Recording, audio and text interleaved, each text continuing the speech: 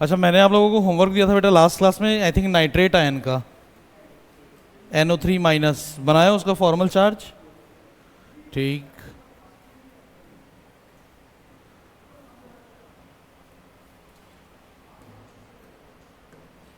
कैसा बनाया हो बेटा इसका? डॉट स्ट्रक्चर कैसा बनाए हो? नाइट्रोजन और उसके बाद फिर ठीक 5 इसके पास लोन पेयर, मतलब वैलेंस शेल के इलेक्ट्रॉन, वैलेंस इलेक्ट्रॉन्स। फिर मैंने आप लोगों को एक चीज़ बोला था कि इसके लिए करना क्या है, आप इसको बांट दीजिए पूरा पूरा, पहले तो डिस्ट्रीब्यूट कर लो, याद है? हाँ। अब -1 चार्ज है तो आप रेंडमली किसी भी एक ऑक्सीजन को दे दो। क्या मालूम चला कि 2 ऑक्सीजन जो है वो क्या होंगे, बाइवेलेंट कंडीशन में है, और एक ऑक्सीजन तो कंपलसरी कैसा है, मोनोवेलेंट। ठीक। अच्छा, नाइट्रोजन जो है वो कितने बॉन्ड बनाता है? हाँ? 3 बॉन्ड। ठीक। यानी अपने को ये भी ध्यान रखना है कि नाइट्रोजन 3 से ज्यादा बॉन्ड ना बना ले कहीं। ठीक है, चलो। तो ये वाला जो है एक इलेक्ट्रॉन, ये तो कौन लेके चला जाएगा, O-। डन। ठीक, अब इन दोनों में से एक कोई है जिसको आप क्या बना दो, बाइवेलेंट वाला। हाँ, अब इस वाले में एक कहानी क्या हो सकती है, इस वाले में एक कहानी ये हो सकती है कि ये क्या कर ले, रुक जाओ,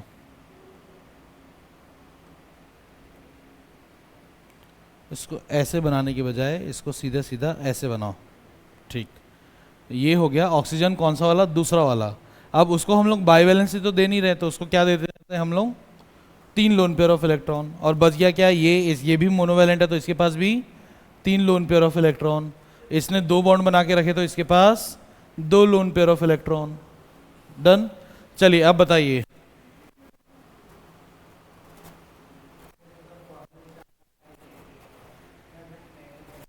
नाइट्रोजन का कितना आएगा, कैसे निकलेगा? 5 माइनस कितने हैं लोन पेयर इसके पास, कितने बॉन्ड पेयर, 4 बॉन्ड दिख रहे हैं, यानी कि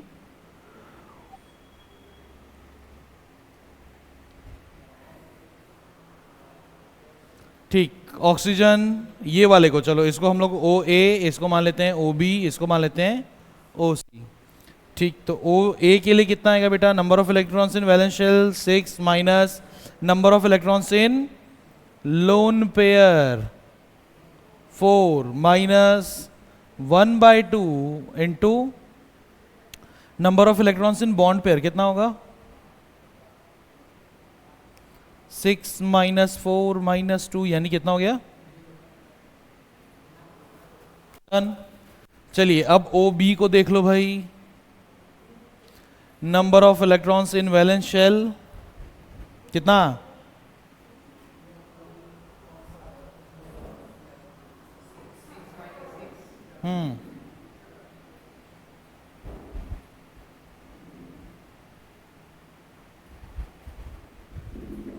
आइए सर आइए, स्वागत है आपका।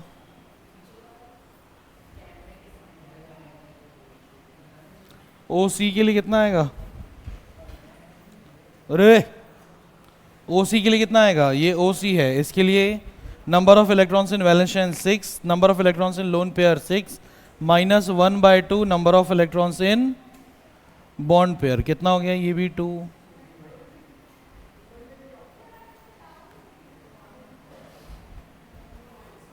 सबको ऐड कर लो, 0 -1 -1 +1, तो सीधे सीधा 1 + 1 1 -1 तो 0 हो गया, ये 0 तो 0 + 0 0, और उसमें एक -1 ऐड करोगे तो कितना आएगा, -1 ही आएगा रिजल्ट।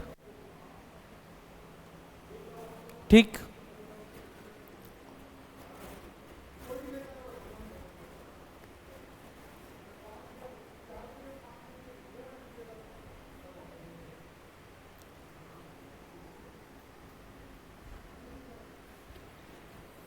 अच्छा ऐसा ही एक्सेप्शनल केस आपके पास एक और रहता है, वो है SO2। देखो तो इसको बना के जल्दी, SO2 बनाए हैं लास्ट क्लास में, CO2 CO2 बना है, ठीक है, SO2 बनाइए। ध्यान रखिएगा, भले ऑक्सीजन और सल्फर एक ही फैमिली के मेंबर हैं, लेकिन इसमें ना कहानी थोड़ी सी अलग आएगी, ऐसे टाइप की आएगी।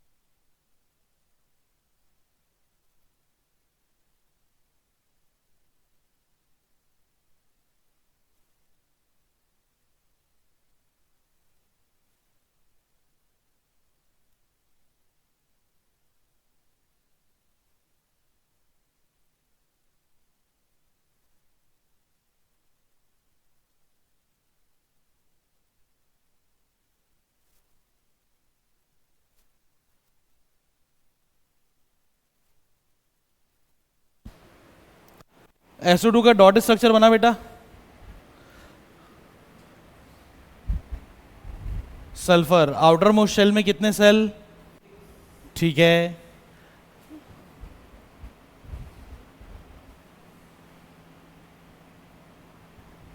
अब 2 ऑक्सीजन है आपके पास। ठीक, अच्छा एक काम करते हैं, इसको ना ऐसे नहीं बनाते, ये 6 इलेक्ट्रॉन को मैं थोड़ा सा अलग तरीके से बना देता हूँ। ये हो गया सल्फर, और इसके साथ ये 2 ऑक्सीजन इधर, 1 ऑक्सीजन इधर, इसने, और इसके पास ये। ठीक, ये इसका डॉट स्ट्रक्चर है। ये 1-2 ठो हैं जो थोड़े से स्पेशल केस टाइप के हैं।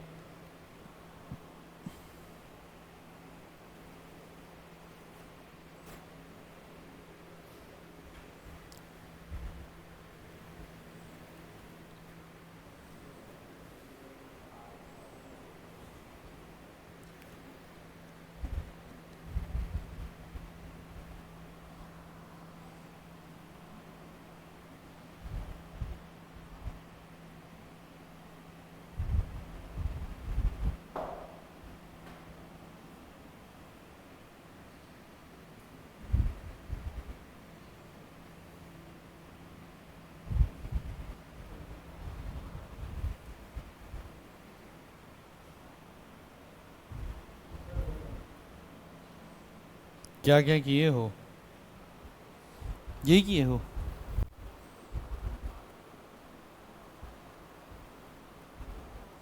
ये किसका बना है?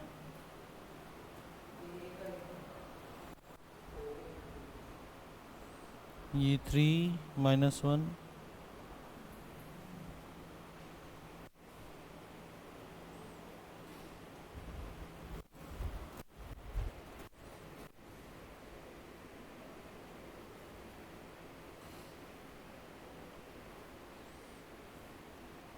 तो ये कितना हो गया? 0 हो गया ना, ये 2 हुआ।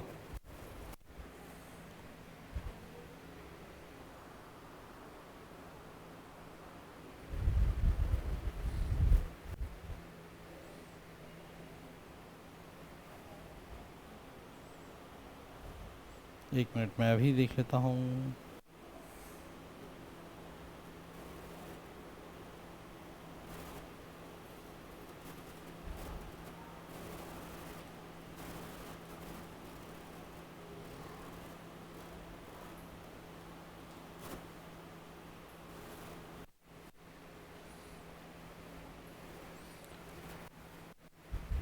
हम्म, ये एक मिनट, इसमें थोड़ा सा गड़बड़ है, गड़बड़ है, गड़बड़ है।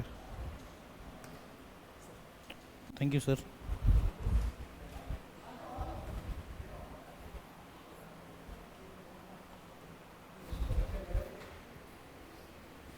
इसलिए ही अपना कंक्लूजन गलत आ रहा है।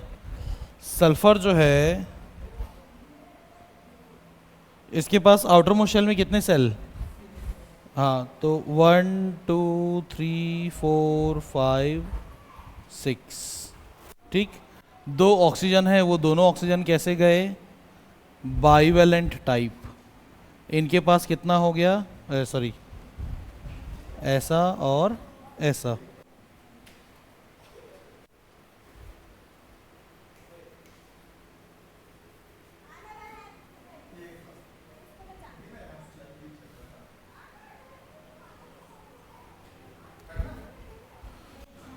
ठीक, चलिए सल्फर के लिए निकाल करके देखते हैं। S इज इक्वल्स टू कितना आएगा? Number of electrons in valence shell 6 minus number of electrons in lone pair. हाँ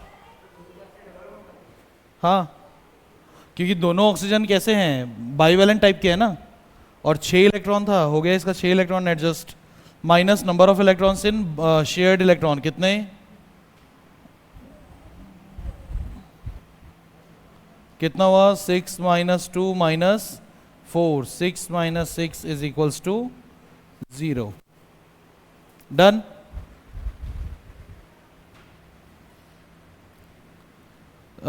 अब आप बनाओ ऑक्सीजन के लिए ओ ए। ओ ए के लिए कैसे आएगा? चलो इसको मान लेते हैं ए, इसको मान लेते हैं बी। आपको अब इतना तो याद हो ही गया कि ऑक्सीजन अगर बाईवेलेंट है तो उसका कितना आ रहा है? 0 ही आ रहा है। तो ये भी 0 आया, ये भी 0 आ रहा है, और ये भी 0 है। ओवरऑल कितना हो गया? 0। डन। चलिए अगर ये चीज़ सीख गए तो इसको बना के बताओ SO4-2।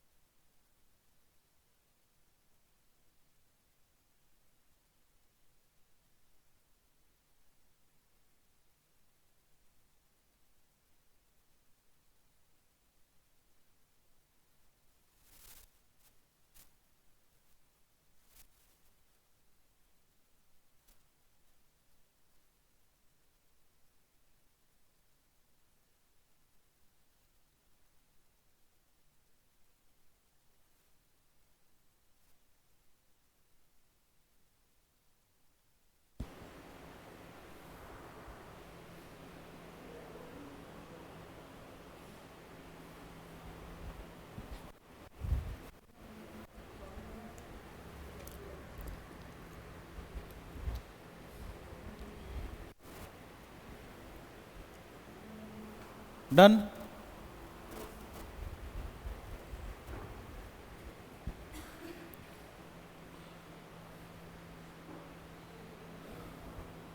सल्फेट बन गया, सल्फेट।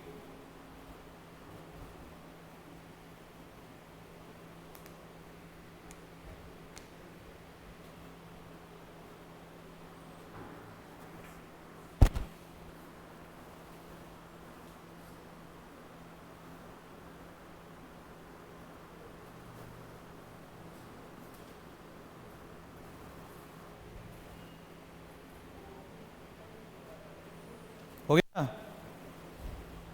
चले आगे। चलिए, ये तो फॉर्मल चार्ज की कहानी हो गई खत्म, जिसको हम लोगों ने, आपकी बुक में सिर्फ एक ओजोन का ही दिया हुआ था एग्जाम्पल, लेकिन हम लोगों ने कितने सारे उसमें बना करके प्रैक्टिस कर ली, बहुत बढ़िया। ठीक। अब अगली चीज जो आप लोगों को देखनी है बेटे इस चैप्टर में, वो है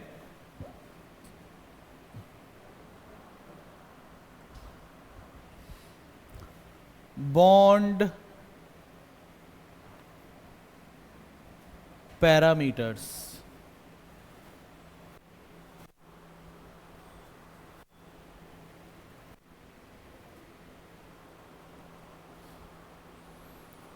ठीक। अब देखो, वैसे तो स्कूल के एग्जाम में आता नहीं है कि what is the definition of bond parameters, लेकिन आप लोगों को अगर कभी ऐसा वर्बली ही कोई पूछ ले कि बॉन्ड पैरामीटर का मतलब क्या है, तो क्या बताएंगे आप? The evaluative measures of a bond,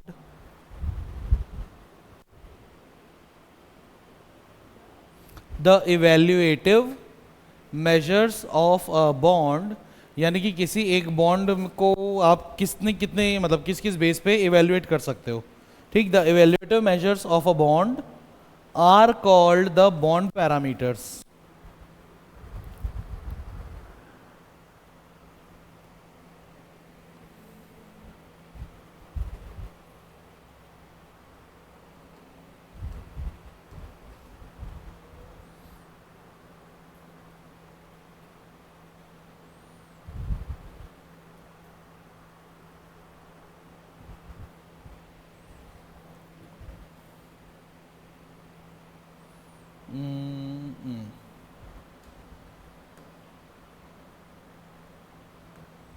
चलो भाई, अब ये जो चीज़ें हैं क्या क्या, बॉन्ड पैरामीटर्स, ये बॉन्ड पैरामीटर्स मेनली जो है अपने को देखने कौन कौन सी हैं? ये क्या बन गया?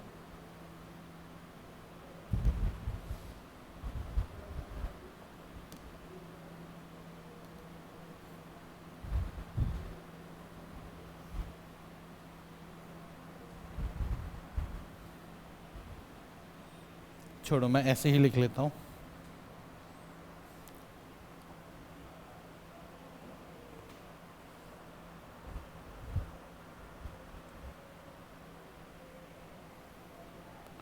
पहला बैंड बॉन्ड पैरामीटर है आपके लिए बॉन्ड एंथैल्पी,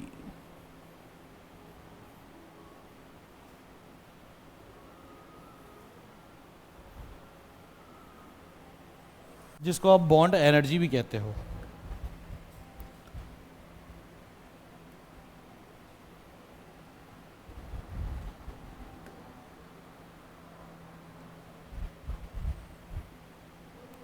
अगला बॉन्ड पैरामीटर होता है आपके लिए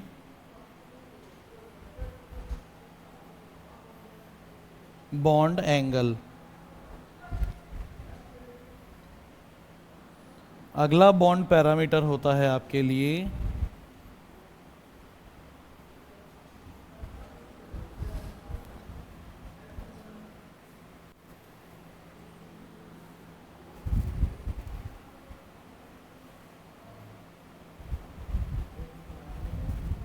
बॉन्ड पैरामीटर, और जिसको हम लोग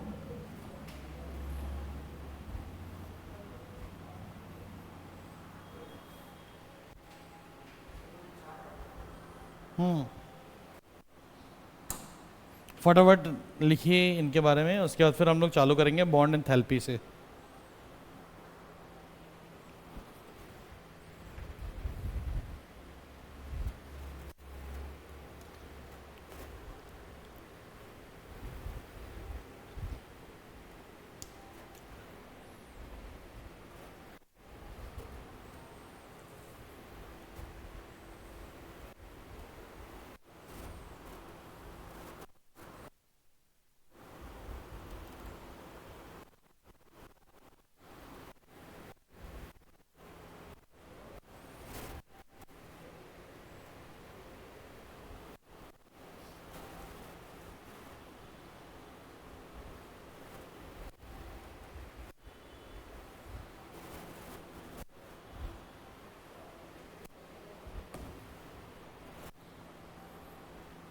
हो गया। चलिए पहली हेडिंग डालेंगे बेटा बॉन्ड एंथैल्पी या बॉन्ड एनर्जी। अब कंडीशन क्या होती है, क्या समझ में आ रहा है बेटे बॉन्ड एनर्जी का मतलब?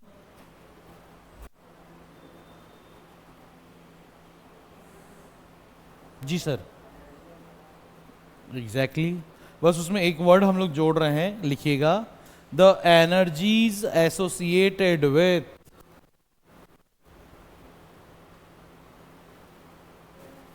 energies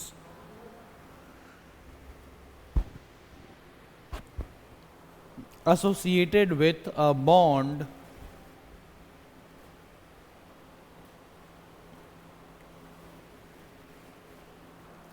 are called the bond enthalpy.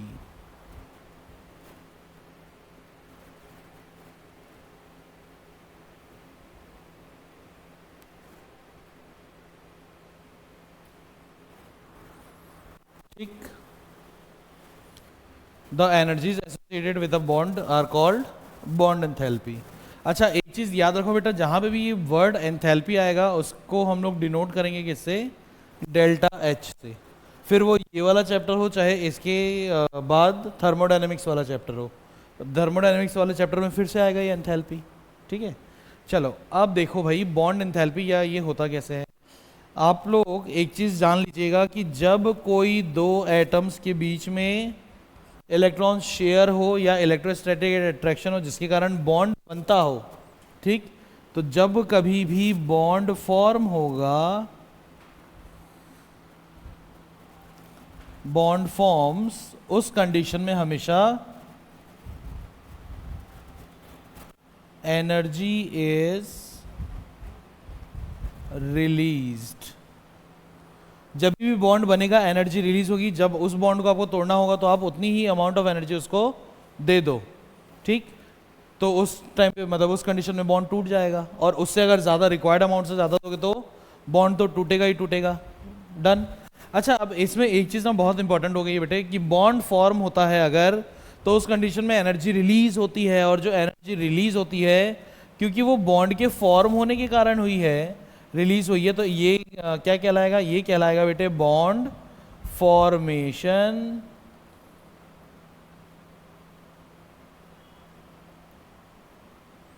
Enthalpy. ठीक,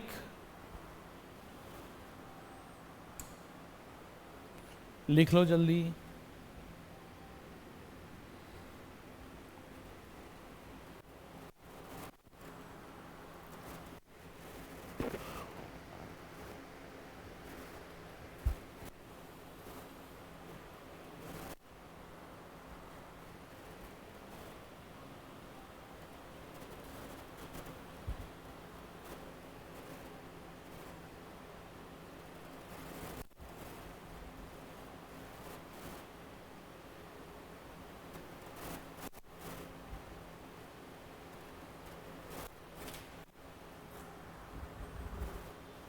अब इसके जस्ट उल्टे, यानी कि अगर ये बॉन्ड आपको तोड़ने का मन कर रहा है तो क्या करोगे आप उसको एनर्जी दोगे।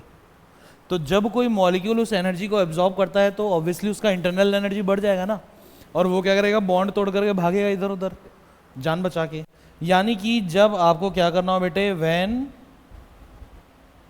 बॉन्ड इज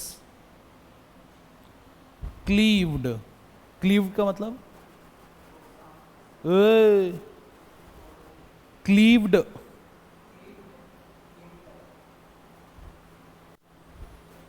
मतलब तुमने बोला साफ करना, उस पर मैंने अगर चिल्लाया तो तुम बोलोगे क्लीन करना।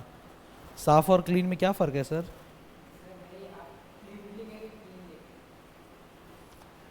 भले लिखा हुआ नहीं समझ में आ रहा है, ये तो समझ में आ रहा है मैं जो बोल रहा हूँ। क्लीव्ड, व क्लीव्ड। आप बताओ क्लीव का मतलब क्या होता है? अरे ये गजब करते हो यार। कोई भी चीज जब ब्रेक होती है it is called the cleaved, मतलब क्लीवेज। ठीक, अब जैसे कि फॉर एग्जाम्पल अगर मान लो इस दीवार में ऐसे करके दरार आ जाए तो उस दरार को आप क्या बोलोगे साइंटिफिक टर्म में? कि वो क्लीवेज आया है। ठीक, इसी तरीके से देखो जो जाइगोट बनता है, फर्टिलाइजेशन के बाद जो जाइगोट बनता है उसमें क्या होता है? सेल डिवीजन होता है ना, पक्का। तो वो सेल डिवीजन के टाइम पे जो उसमें खांचा बनता है, जो उसको क्या कर रहा है, डिवाइड कर रहा है, that is called the cleavage. ठीक। और उसी खांचे से फिर सेल्स अलग अलग होती जाएंगी, पहले एक सेल वो बी से टूटेगी, दो बनेगी, फिर वो दो सेल बी से टूटेंगी, चार बनेगी, फिर वो चार सेल टूटेंगी, फिर 16, 32, ऐसे करके चलता है कहानी। चलो, अगर बॉन्ड क्लीव हो गया, क्लीव होने का मतलब होता है ब्रेक होना, तब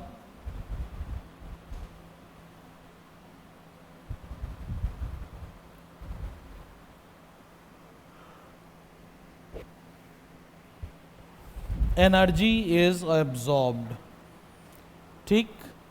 और एक चीज आपको समझ में आ गई होगी कि जब बॉन्ड फॉर्म हो रहा था तब जितनी एनर्जी रिलीज हो रही थी उसको हम बोल रहे थे बॉन्ड फॉर्मेशन एंथैल्पी।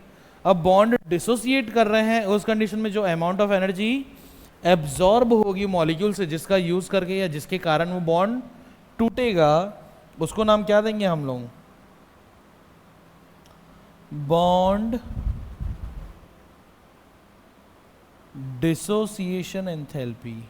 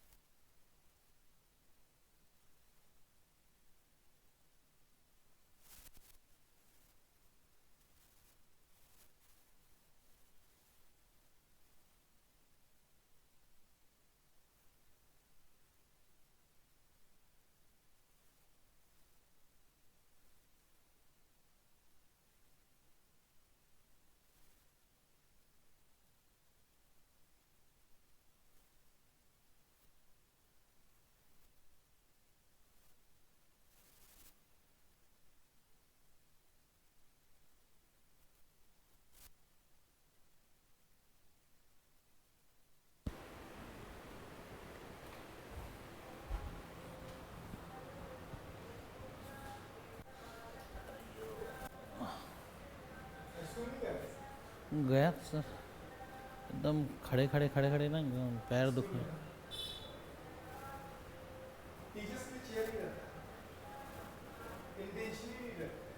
हाँ इंटेंशनली नहीं रखते, प्लस बीएड ट्रेनिंग में ही रहता है, टीचर लोग को बैठना नहीं है अनटिल एंड अनलेस आप विकलांग हो।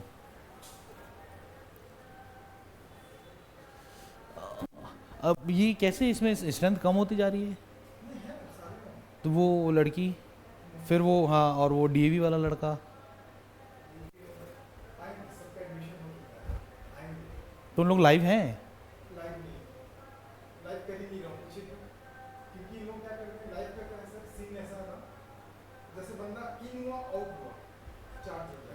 हाँ काउंट हो जाएगा वो।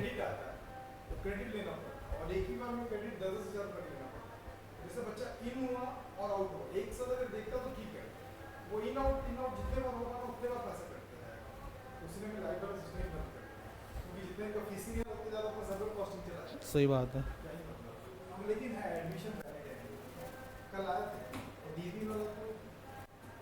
गॉन के इस टाइप। हाँ जी, क्या आंसर?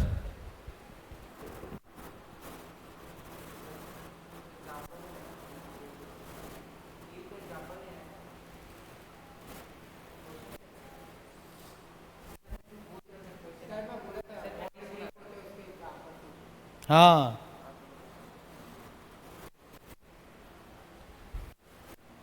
अरे बोलो ना भाई। बेटा क्लास 10th कितने साल हो गए पास किए?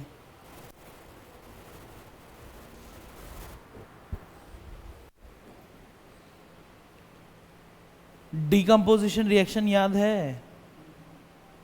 क्या होता है उसमें?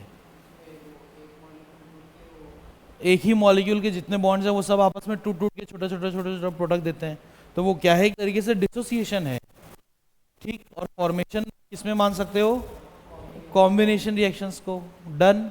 चलो अब उस पूरे कॉन्सेप्ट को यहाँ पे अप्लाई करना है आपको। अगर बॉन्ड फॉर्म होता है तो एनर्जी रिलीज होती है। ठीक, अच्छा अब एनर्जी को अगर आप मेजर कर भी लो, ठीक, एनर्जी को अगर मेजर कर भी लो तो वो या तो जीरो होगी या कुछ तो कुछ वैल्यू होगी। नेगेटिव वैल्यू हो सकती है क्या एनर्जी की? नेगेटिव तो नहीं होगी ना, बहुत ज़्यादा हुआ तो जीरो होगी, या फिर जीरो के मुकाबले थोड़ी बहुत कुछ तो भी होगी, भले एकदम माइन्यूट हो, लेकिन जीरो से नीचे जाकर के नेगेटिव नहीं हो पाएगी। तो अब कंडीशन क्या है? बॉन्ड फॉर्मेशन एंथैल्पी वो एनर्जी है या वो अमाउंट ऑफ एनर्जी जो क्या हो रहा है बेटा, रिलीज हो रहा है, इसलिए इसके साथ हमेशा आप नेगेटिव साइन देते हो। फॉर एग्जाम्पल अगर मान लो किसी रिएक्शन के लिए आपको दे दिया जाए कि बताओ इसके लिए एंथैल्पी ऑफ फॉर्मेशन या बॉन्ड फॉर्मेशन एंथैल्पी की वैल्यू है -92.3 किलो जूल पर मोल, तो इससे आपका इंटरप्रिटेशन क्या निकलेगा कि उस मतलब जिस भी बॉन्ड के लिए ये बॉन्ड फॉर्मेशन एंथैल्पी है उसमें बॉन्ड बनने के कारण कितने बॉन्ड बन रहे हैं भाई? एक मोल मॉलिक्यूल, यानी कि एवोगैड्रो नंबर ऑफ मतलब एवोगैड्रोस नंबर के बराबर मॉलिक्यूल बनने के दौरान कितनी एनर्जी रिलीज होकर के रखी है? 92.3 किलो जूल।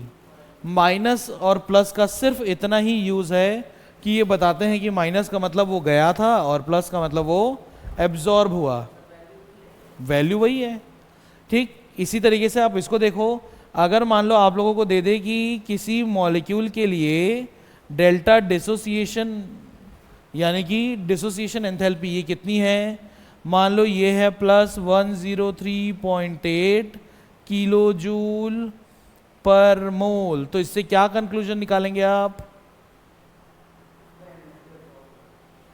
एनर्जी एब्जॉर्ब हो रही है, कितनी एनर्जी एब्जॉर्ब हो रही है? सिर्फ और सिर्फ 103.8 किलो जूल पर मोल। तो प्लस और माइनस का यूज क्या है? सिर्फ और सिर्फ ये बताने के लिए कि वो सिस्टम को छोड़ के गई या सिस्टम ने उसको एब्जॉर्ब किया। डन। इतना आ गया लॉजिक समझ में? अब बहुत खुशी खुशी आप लोग लग रहे हैं तो जल्दी से क्वेश्चन लिखिए। अच्छा एक चीज इधर है। अब क्योंकि इसमें क्या हुआ है, बॉन्ड फॉर्म हुआ है ना, तो एक मोल सब्सटेंस में जो बॉन्ड फॉर्म होने पे जितनी एनर्जी निकलेगी उसी को हम लोग नाम देंगे क्या, लैटिस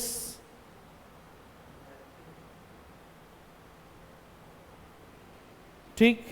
उसी तरीके से अगर एक मोल सब्सटेंस का बॉन्ड टूट रहा हो तो उस कंडीशन में उसको आप क्या नाम दोगे, वो भी लैटिस एंथैल्पी, लेकिन वो आप ब्रेक कर रहे हो।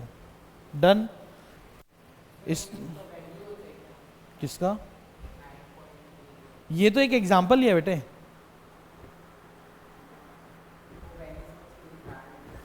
ये तो सिर्फ एक एग्जांपल ही है भाई।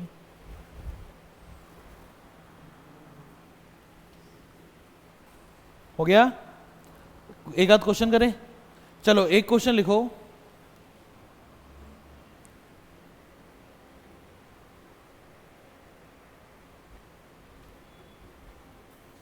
ठीक, 1.7 gram ammonia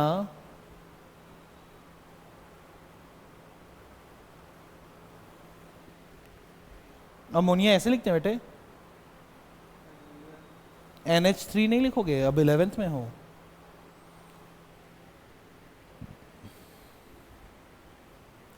one 1.7 gram ammonia, इसको आपको 1.7 gram ammonia requires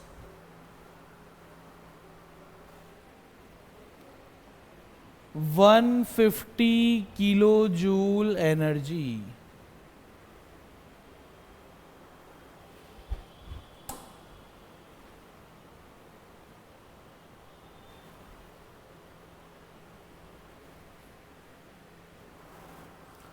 full stop.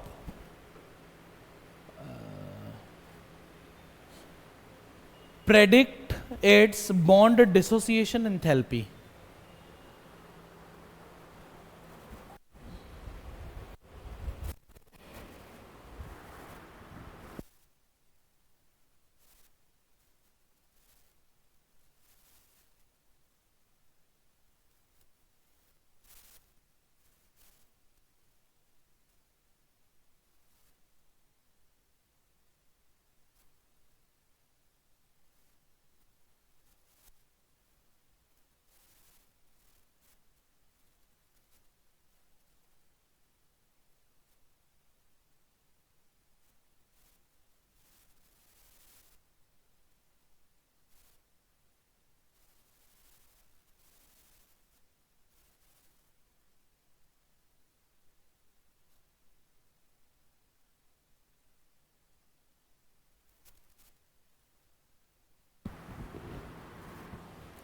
चलिए छोटा सा हिंट कर देता हूँ मैं आप लोगों को। क्या बोला बेटा मैंने कि बॉन्ड फॉर्मेशन एंथैल्पी, यानी कि उसी को आपके बुक में किस नाम से दिया हुआ है, लैटिस एंथैल्पी। अच्छा, लैटिस एंथैल्पी का डेफिनेशन क्या रहेगा, the amount of energy released on formation of 1 mole substance. ठीक, इसलिए उसका यूनिट क्या आ रहा है, किलो जूल पर मोल, है कि नहीं। और उसी तरीके से अगर उस 1 मोल सब्सटेंस को आपको ब्रेक डाउन करना हो तो जितनी अमाउंट ऑफ एनर्जी रिक्वायर्ड होगी या एब्जॉर्ब होगी वो क्या कहलाएगी, बॉन्ड डिसोसिएशन एंथैल्पी। अब आप लोगों को क्या लिखाया है क्वेश्चन में, 1.7 ग्राम अमोनिया क्या कर रहा है, हाँ अच्छा, मतलब 1.7 ग्राम अमोनिया जो है उसको कितने की रिक्वायरमेंट है, 150 किलो जूल। उसमें एक चीज जोड़ लीजिएगा, for its complete degradation, 150 kilo joule for its complete degradation.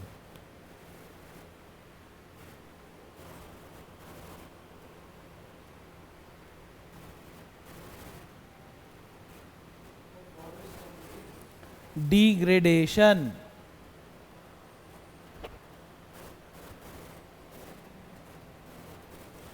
calculates its bond dissociation enthalpy।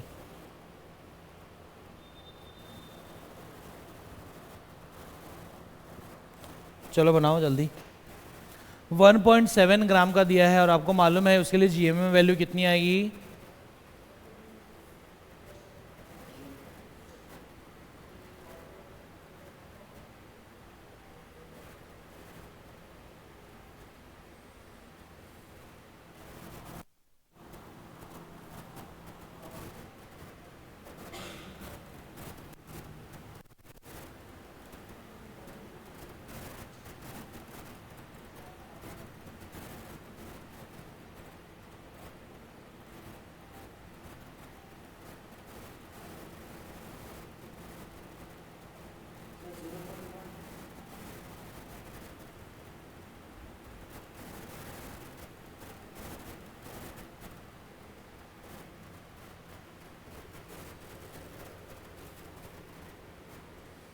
घबराओ नहीं, अभी चेक करेंगे अपन।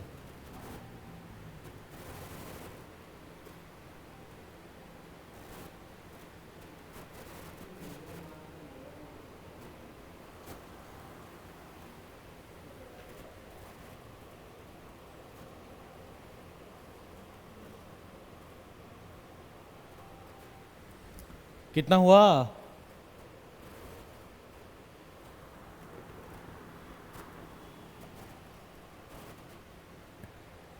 नहीं बना बेटा अभी तक? अरे भगवान। सिंपल सी चीज़ है बेटे, अगर आपको एक मोल के लिए क्वांटिटी चाहिए तो ये हम लोग चैप्टर 1 में पढ़ चुके हैं कि अगर आप एक मोल के लिए निकाल रहे हो तो आपको क्या चाहिए, उस पर्टिकुलर मॉलिक्यूल का जीएमएम वैल्यू। ठीक, और जीएमएम वैल्यू कैसे आता था? उसका मॉलिक्यूलर वेट और साथ में यूनिट हो जाएगा, गजब ही कर दिया आप लोग, ग्राम। तो अब कंडीशन क्या है, NH3 अमोनिया कितना आ रहा है, इसके लिए जीएमएम वैल्यू 17 ग्राम। ठीक, तो NH3 का 17 ग्राम अगर लोगे तो उस ये 17 ग्राम क्या है बेटा उसका जीएमएम वैल्यू। अब आपको बस इतना पता करना है कि अगर 17 ग्राम है जीएमएम वैल्यू और तो और आप लोगों को मिला कितना है, वैल्यू किसके लिए मिली है, 7.7 ग्राम के लिए। तो 1.7 ग्राम के लिए कितना है, 150 किलो जूल। तो 1 ग्राम के लिए कितना होगा, 150 अपॉन 1.7, यही करेंगे ना। ठीक, तो 17 ग्राम के लिए आप क्या करोगे, क्यों 17 ग्राम चाहिए अपने को, क्योंकि यही तो है इसका 1 मोल। इसी तरीके से अगर आप लोगों को क्वेश्चन में आता क्या CO2, तो CO2 कितना हो गया, ये हो गया 12, इधर से आया 32, यानी कि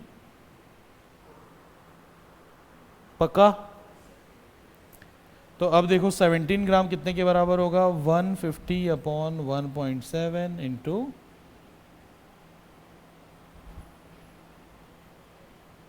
कितना हो गया, ये तो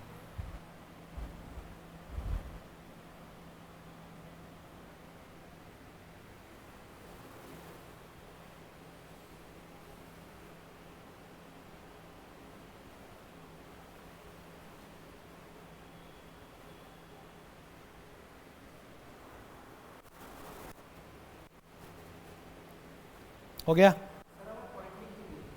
किधर, तो 1500 आ रहा है ना बेटे। तो हम लोग प्रिफर करते हैं क्या कि साइंटिफिक नोटेशन में लिखें।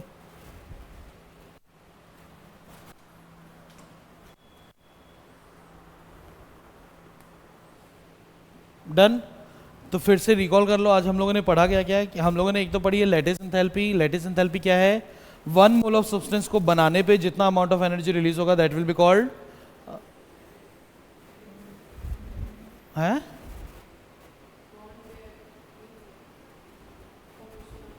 हाँ मतलब सिंपली एक, हाँ तो उसको आप क्या नाम देते हो, लैटिस एंथैल्पी। ठीक, तो ये जो बॉन्ड फॉर्मेशन एंथैल्पी है जो किस में आता है, बॉन्ड एंथैल्पी में, वो असल में किसका वैरायटी है, लैटिस एंथैल्पी का है। ठीक, उसके बाद फिर क्या, फिर आपकी बुक में जो बॉन्ड एंथैल्पी दिया हुआ है उसमें असल में उसने किसको मेंशन किया है, सिर्फ 1 मोल ऑफ सब्सटेंस को ब्रेक डाउन करने के लिए जितना अमाउंट ऑफ एनर्जी चाहिए। और आपको तो ये बहुत अच्छे से मालूम है कि अगर 1 मोल सब्सटेंस को आप ब्रेक डाउन कर रहे हो, फिर से सुनो, 1 मोल सब्सटेंस को अगर आप ब्रेक डाउन कर रहे हो तब जितना भी अमाउंट ऑफ एनर्जी लगेगा जो उस मॉलिक्यूल ने एब्जॉर्ब करना है, तो वो पूरा का पूरा अमाउंट ऑफ एनर्जी क्या कहलाएगा, बॉन्ड डिसोसिएशन एंथैल्पी। तो आपकी बुक में बॉन्ड एंथैल्पी में सिर्फ बॉन्ड डिसोसिएशन एंथैल्पी दिया है और लैटिस एंथैल्पी में बॉन्ड फॉर्मेशन एंथैल्पी दिया हुआ है। ठीक, इस चीज को ध्यान रखिएगा। चले आगे। ठीक, इसके बाद हेडिंग डालिएगा बेटा,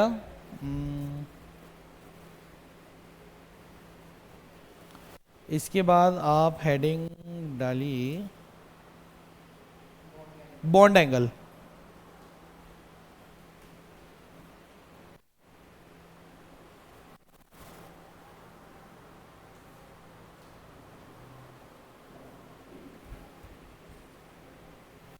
बॉन्ड एंगल। यहाँ से नेक्स्ट क्लास में करें इसको। ठीक, अगली क्लास में बेटा ध्यान रखना, बॉन्ड एंगल, बॉन्ड लेंथ और बॉन्ड ऑर्डर, ये सब बहुत छोटे छोटे टॉपिक हैं, ये फटाफट से खत्म होंगे और फिर रेजोनेंस, फिर सीधा वेसिपीआर।